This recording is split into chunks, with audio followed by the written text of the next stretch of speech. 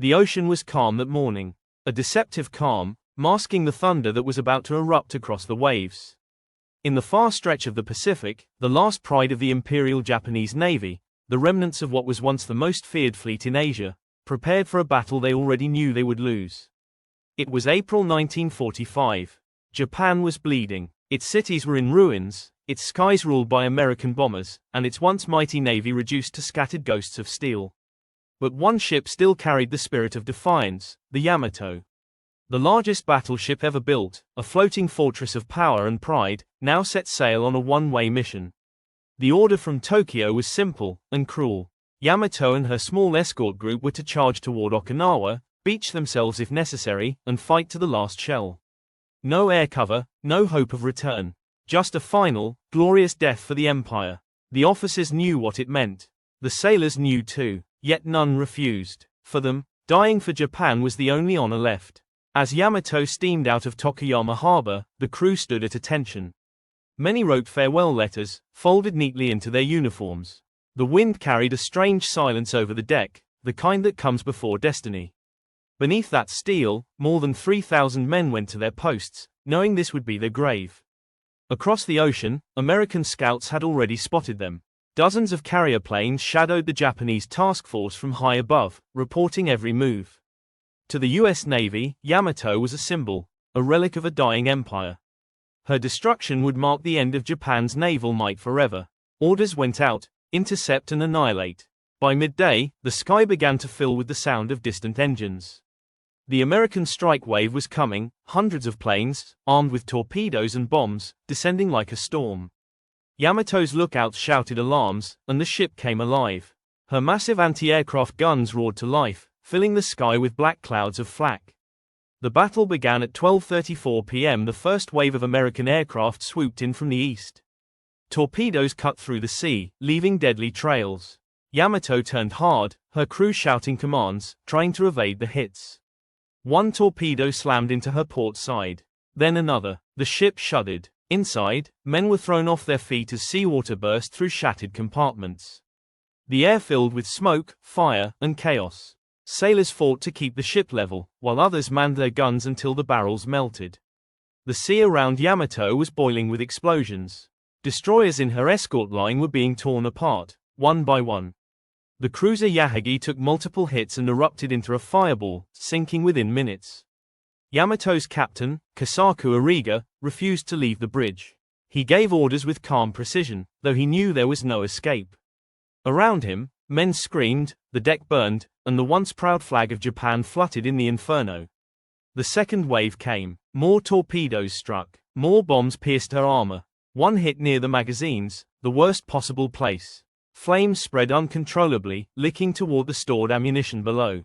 Down in the lower decks, trapped men pounded on sealed doors, choking on smoke. Some prayed. Some sang the anthem of the Imperial Navy. Others simply waited. Above them, the ship listed heavily to port, her massive guns frozen at an impossible angle.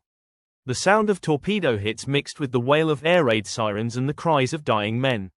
In the chaos, some sailors jumped into the burning sea, where oil and fire turned the water black. Others stayed, choosing to sink with their ship. Captain Ariga stood silently on the bridge, watching the ocean tilt. He bowed once, to the sea, to his crew, and to his nation, before the final blast came.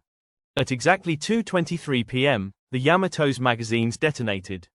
The explosion was so massive that it was seen over 100 miles away. A fireball shot thousands of feet into the air, followed by a mushroom of smoke that marked the grave of the world's largest battleship. When the sea settled, nothing remained but twisted metal and oil. Out of more than 3,000 men, only about 280 were pulled from the water. The rest went down with their ship, swallowed by the ocean they had sworn to defend. Nearby destroyers, the few that had survived, were ordered to rescue whomever they could. But the sea itself seemed to resist mercy. Burning oil spread across the waves, and the cries of survivors echoed through the smoke. Some shouted for their mothers, others for Japan. And then, one by one, their voices faded beneath the waves. Far above, the American pilots circled silently, watching the inferno below.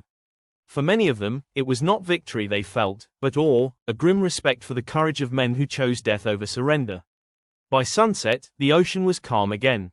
The black smoke drifted away, and the sea swallowed its dead. Japan's last great fleet was gone. With Yamato's destruction, the Imperial Navy ceased to exist as a fighting force. The dream of ruling the Pacific ended there, in flames, in silence.